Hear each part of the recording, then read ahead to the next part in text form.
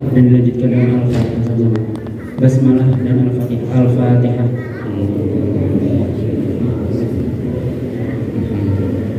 Al-Quran surat Ali Imran yaitu surat ketiga ayat ke-30. Untuk Al-Ustaz Asrul Enhum waktu dan tempat kami persilakan.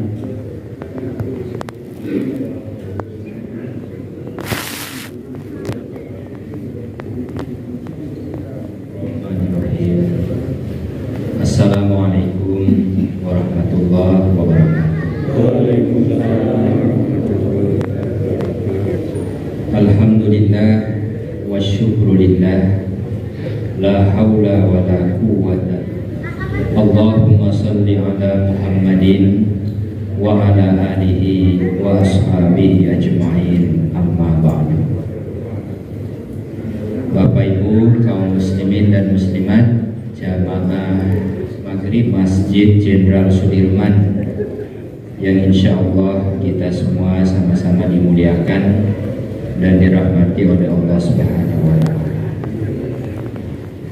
Salawat dan salam semoga tetap tercurah dengan kita Nabiullah Muhammad Sallallahu Alaihi Wasallam, Nabi yang telah diutus ke tengah-tengah umat manusia menyampaikan risalah yang mulia, agama yang hak, yaitu agama Islam. Alhamdulillah Bapak-bapak Ibu rahimahumullah, di kesempatan yang berbahagia ini, Kamis Jumat pertama di bulan Desember, kita masih di suasana yang barokah seperti ini. Tadi alhamdulillah hujan, dan menjelang maghrib, menjelang adzan maghrib, hujannya reda. Jadi sepulang kita dari masjid ini juga dalam keadaan reda. Hujannya nanti tengah malam lagi. Oke, siap. Itu kalau maunya kita, Pak.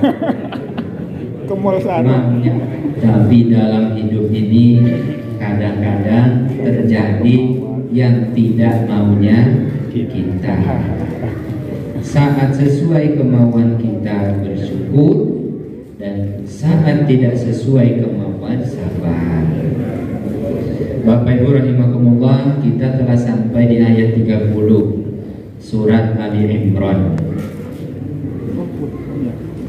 Di ayat itu Allah berfirman, Shaitanir rajim, yauma tajidu kullu nafsin ma 'amilat min khairin muhdara wa ma 'amilat min su' tawadnaha wa bainahu amadan ba'ida wa yuhadzirukumullahu nafsah wallahu rahufun bil ibad. Yaum itu tajidu kullu nafsin, setiap jiwa mendapati ma amilat min khairin, segala kebaikan yang pernah dikerjakannya, muhdara, ditampilkan kebajikan itu di hadapannya, wa ma amilat min su', demikian juga kejahatan-kejahatan kalau ada ditampilkan pula di hadapannya. Tawaddu, saat itu sangat menginginkan, lau anna bainaha wa bainahu amadan ba'ida, menginginkan bahwa dia dengan hari itu ada masa yang jauh.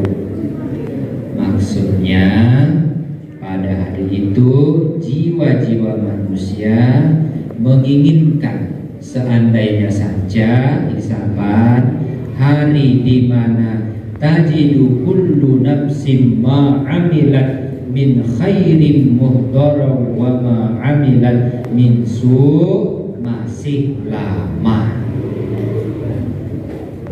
Wa yuhadzirukumullahu nafsah, dan Allah telah memperingatkan kamu sekalian tentang hari itu. Wallahu rahufum bil ibad, yang kepada hamba-hambanya.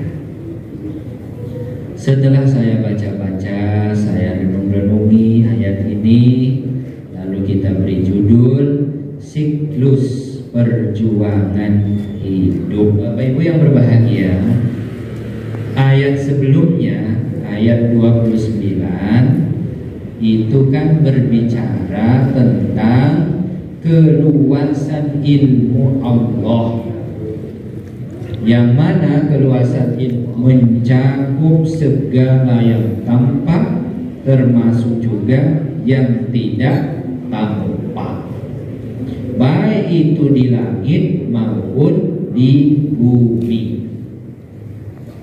Maka karena segala ikhtiar perlu diupayakan, sementara keyakinan bahwa Allah mengetahui segala peristiwa harus kita tanamkan. Yakin bahwa Allah tahu apa yang kita butuhkan, tetapi kita pada waktu yang sama juga harus berikhtiar. Tidak boleh kita memiliki hidup. Allah kan sudah tahu apa yang saya butuhkan. Tidak perlu bekerja, tidak perlu berusaha, tidak perlu berobat, sudah tahu. Itu bukan pandangan hidup seorang muslim. Nah, Bapak Ibu yang berbahagia, atas dasar itu setiap mukmin dengan harus menatap dunia dan kehidupan di dunia ini secara positif. Nah, sikap positif ini juga nanti tersangkut paut erat dengan kehidupan akhirat. Maka di akhir ayat 29 itu Allah menegaskan, wallahu ala kulli syai'in qadir. Allah maha mampu mengatur kehidupan di alam dunia ini.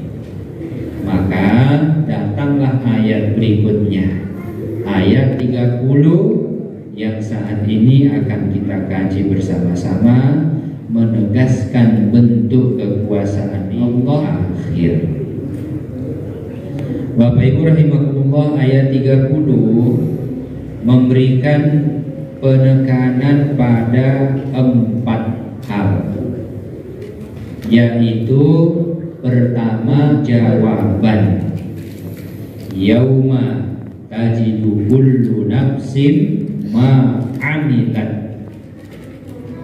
Yang kedua adalah penyesalan, tawaddu laha wa bainahu amadan ba'ida. Orang-orang pendosa pada hari itu menyesal. Mereka menginginkan kalau saja bisa perhisaban itu ditunda dulu, tapi kan ya tidak bisa ditunda. Maka yang ada tinggallah penyesalan. Yang ketiga ada fungsi nabi dan kitab suci yang turun bersamanya. Wa yuhadzirukumullahu nafsah. Allah telah mengutus Rasulnya dengan kitab suci untuk memberikan kamu peringatan. Yang keempat adalah wallahu raufum bil ibad, kasih sayang Allah. Yang berbahagia, 4 hal itulah yang akan kemudian kita bahas bersama-sama. Empat hal itu seperti siklus perjuangan hidup manusia. Berawal dari misi hidup kita apa?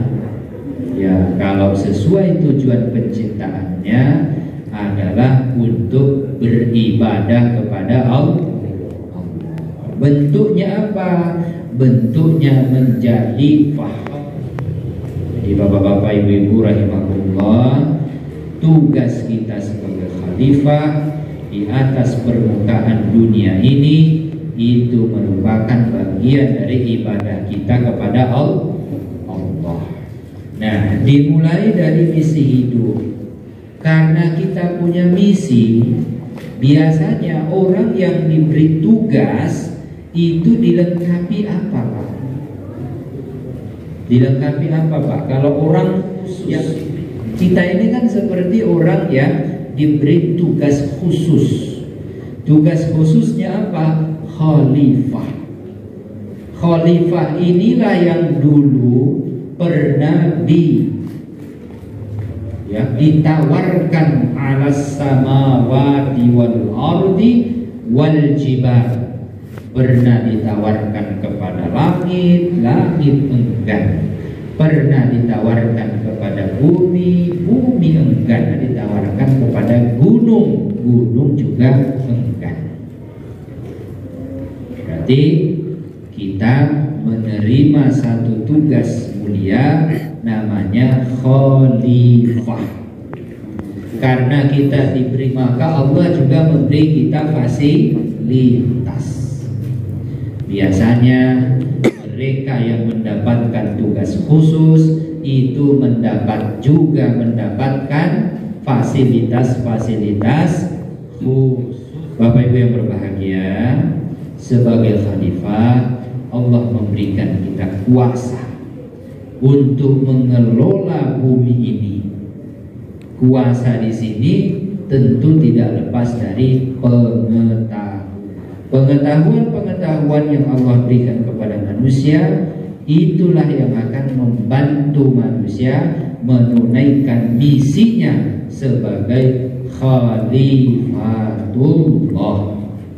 Diberi akal. Akalnya juga fungsinya bermacam-macam. Itu bagian dari fasilitas yang Allah berikan kepada kita.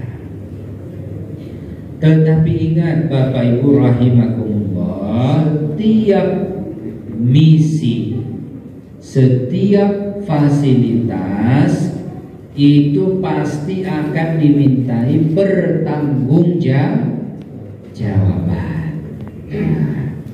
Enak itu punya fasilitas, enak sekali punya fasilitas itu.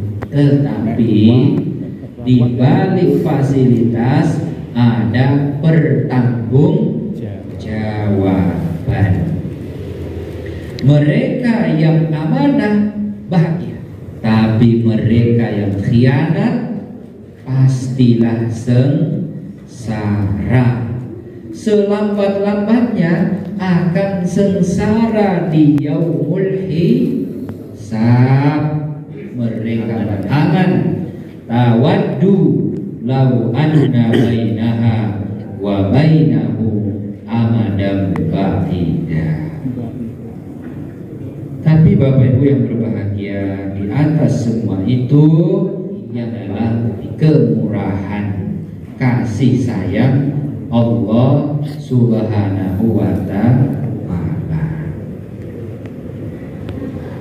Bapak Ibu yang dimuliakan oleh Allah, kita ulas satu persatu kembali. Adalah pertanggungjawaban. Yauma tajidu kullu nafsin ma amilat min khairin muhdara wa ma amilat min insu. Pada hari itu setiap kita dihadapkan pada apa yang telah masing-masing kita perbuat. Dulu Pak, kita agak sulit menggambar, tetapi sekarang gampang sekali Pak, gampang sekali.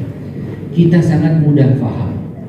Sekarang ini loh Pak, sekarang ini, saat ini, kalau ada di antara panjenengan yang membuat video pada sana sampai ke tengah, sampai ujung, 1 bulan ke depan Pak, video itu diputar, kira-kira yang sudah 1 bulan itu ketika melihat tayangan video tadi tidak Pak?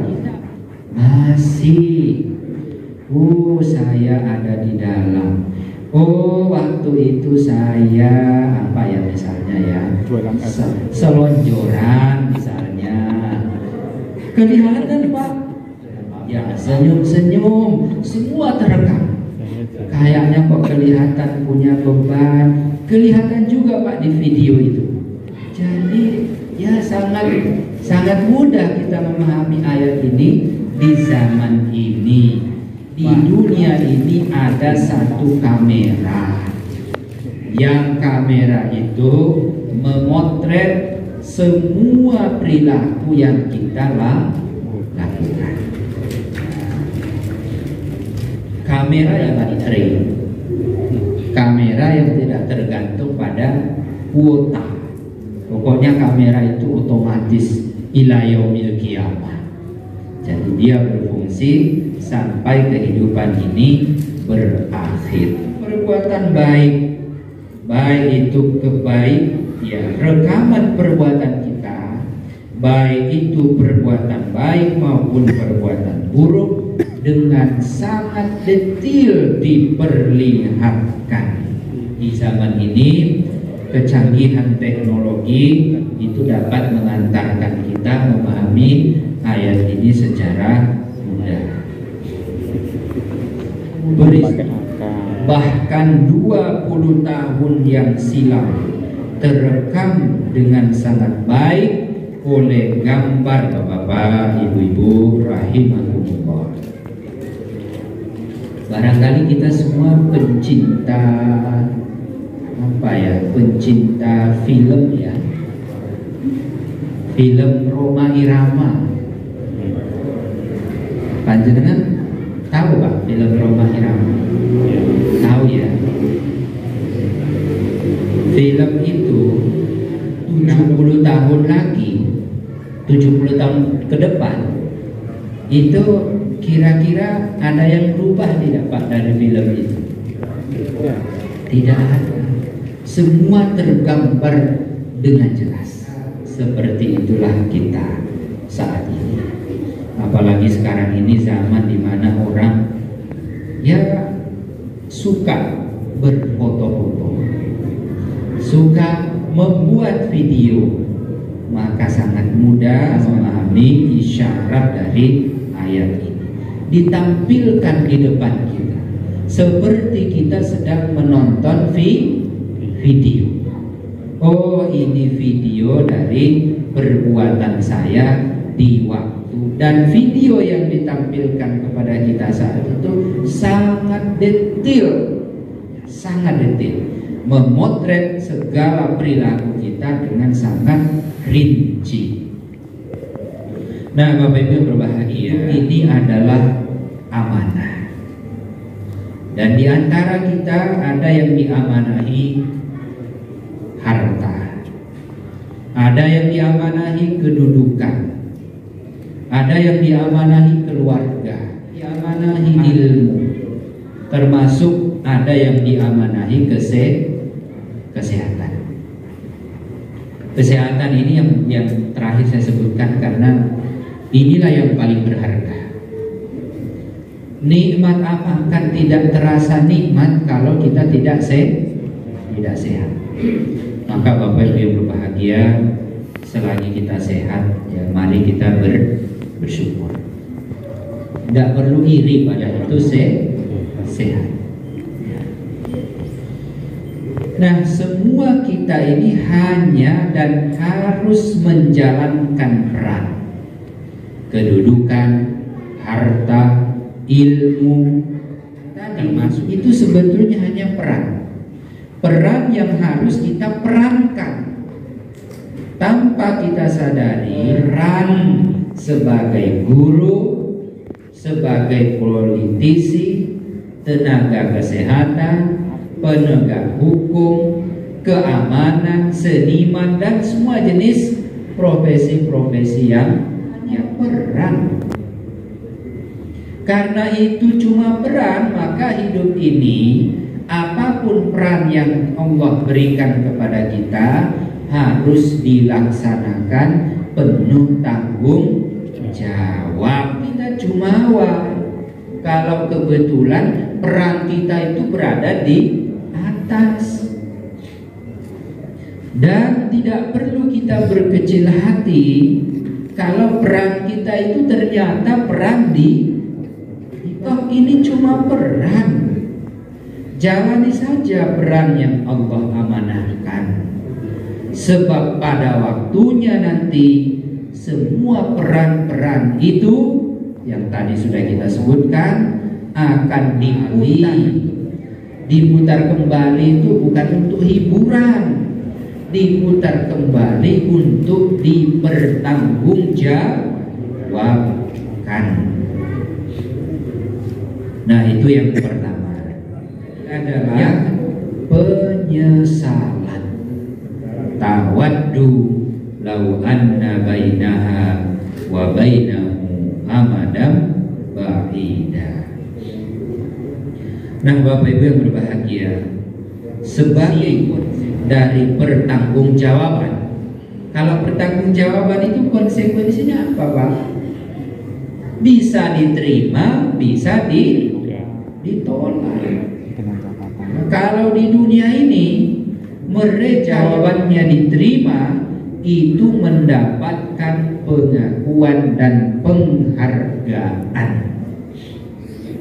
Ya, pengakuan. Sebab kita ini memang ya secara naluri fitrah yang butuh pengakuan. Insya Allah besok kalau usia kita semua panjang, sehat, kita nanti ketemu ayat 53. Ayat 53 itulah yang menjelaskan, yaitu salah satu kebutuhannya adalah diakui.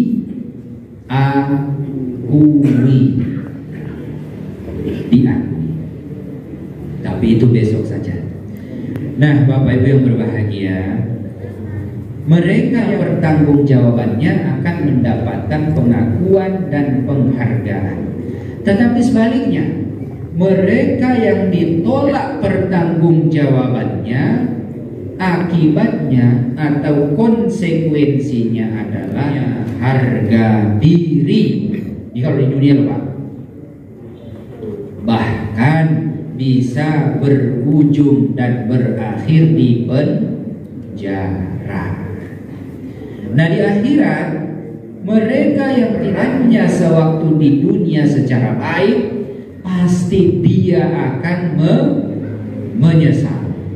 Dan penyesalan mereka itu digambarkan oleh Al-Quran, tawaddu law anna bainaha amadan ba'ida. Mereka meminta agar diberi masa tunda. Ya, sudah tahu mereka itu bahwa salah, tapi masih memohon agar ditunda. Tapi ya, hari itu tidak ada penundaan.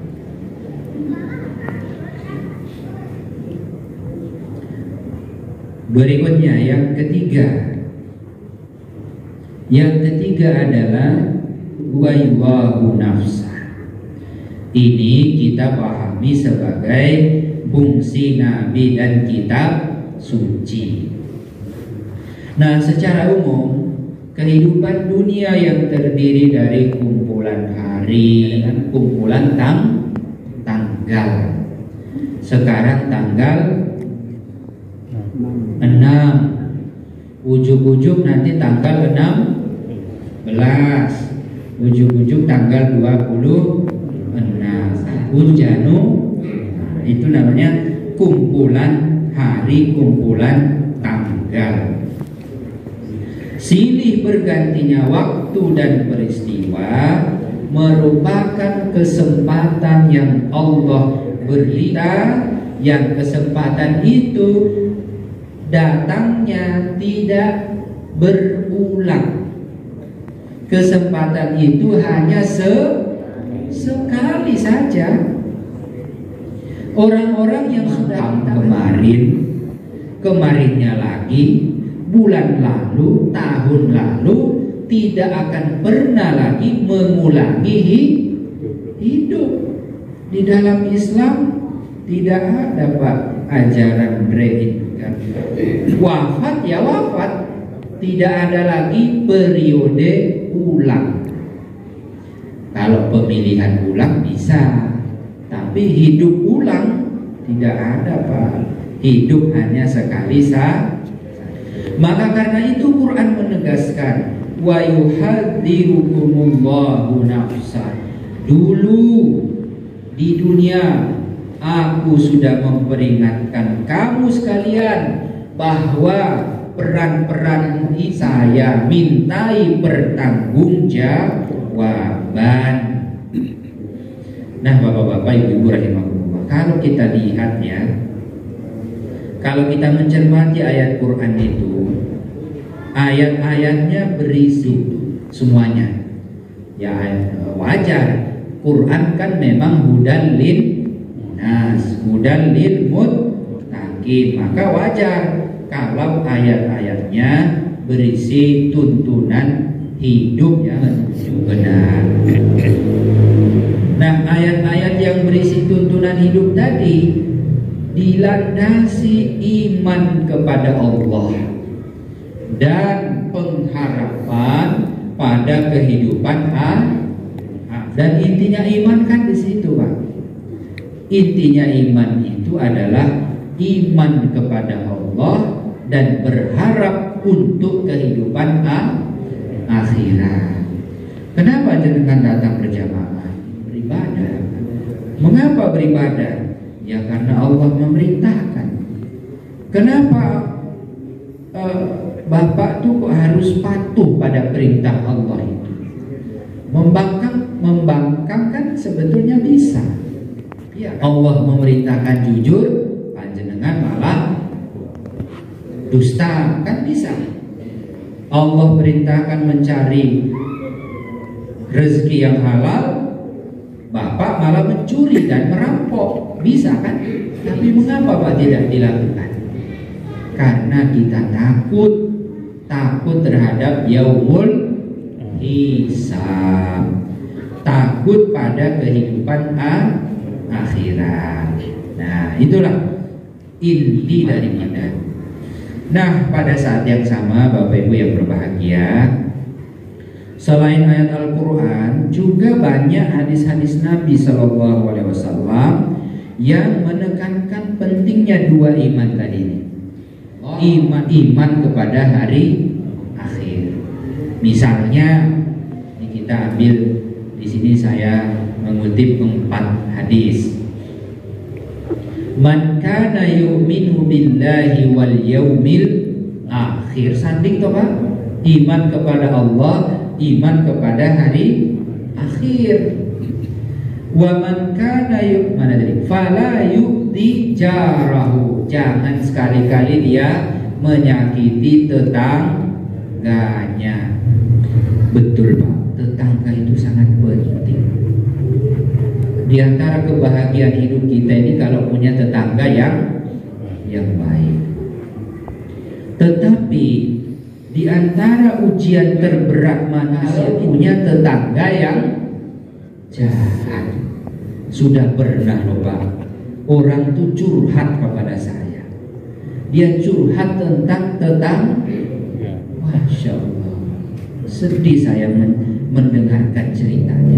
Betul-betul tidak ada kenikmatan hidup yang dia rasakan karena perilaku sikap jahat tentang tetangganya.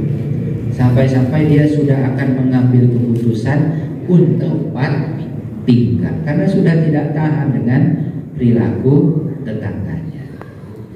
Wa man kana yu'minu billahi wal yaumil akhir falyukrim dhaifahu.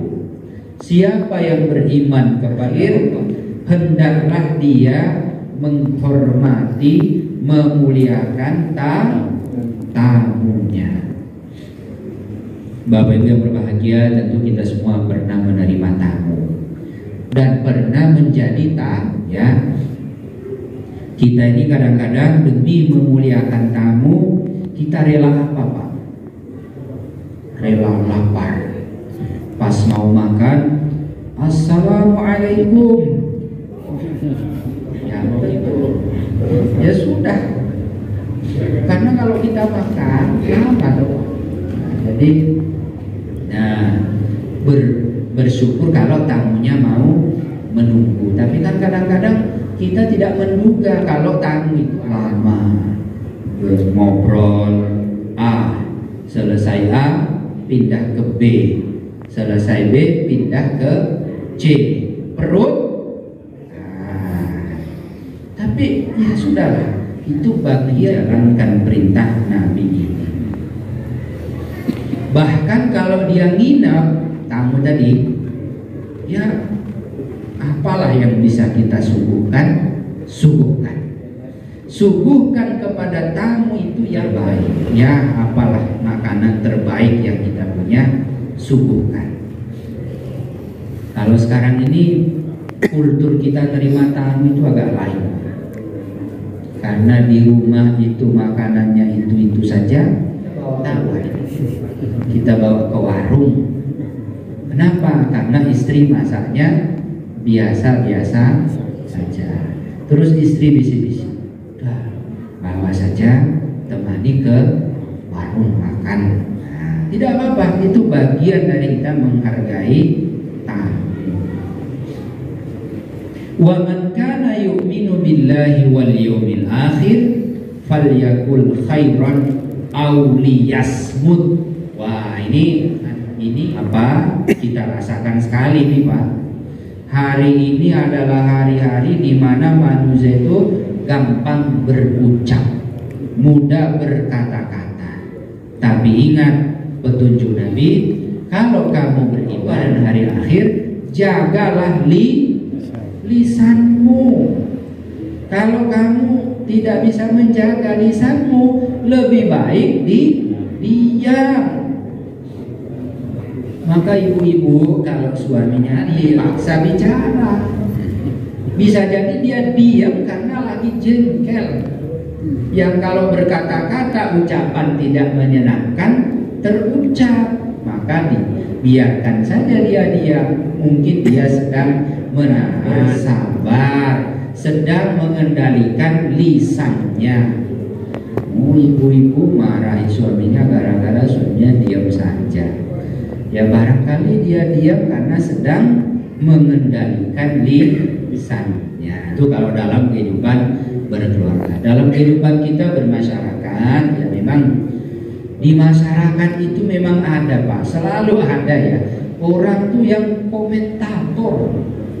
Apa-apa dikomentari. Kalau komentarnya baik. Tapi kadang-kadang orang tuh kalau sudah over, sudah berlebihan, maka komentarnya itu bisa komentar-komentar yang tidak berkualitas. Jadi tugas kita semua, tugas saya juga untuk menjaga lisan. Sebab lisan ini ukurannya hanya berapa senti ya Pak, panjangnya lisan lidah? Berapa senti Pak? 5 adalah ilmu biologi. Lebarnya 2,5 sampai 3 lah kira-kira.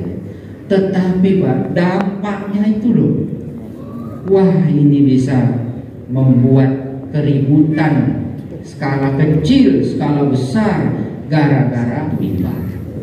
Kalau dia tidak dikontrol Pak, Bu, bisa-bisa suami istri berakhir di KUA. Di mana sih Pak kalau orang bercerai? Di mana Pak? Pengadilan ya. Oh iya. Barang yang satu inilah tetangga bisa bermusuhan bertahun-tahun. Gara-gara barang yang satu inilah orang bisa tidak bertegur sapa bertahun-tahun. Cuma barangnya sepele, tapi akibat yang ditimbulkan itu sangat luar biasa. Hadis lain hampir sama ya saya kira ya, doifahu, hormati tamumu ya, falyasil rahimahu. Ini yang agak beda.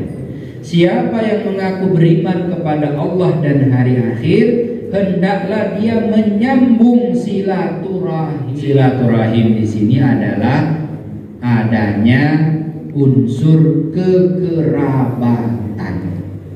Bapak-bapak, ibu-ibu yang dimuliakan oleh Allah, kadang-kadang kita ini dengan orang lain itu akrab loh Pak, seperti saudara kan. Tapi dengan kerabat sendiri, kadang-kadang kita itu ya mohon maaf ya, kadang-kadang, tidak selalu, tapi kadang-kadang.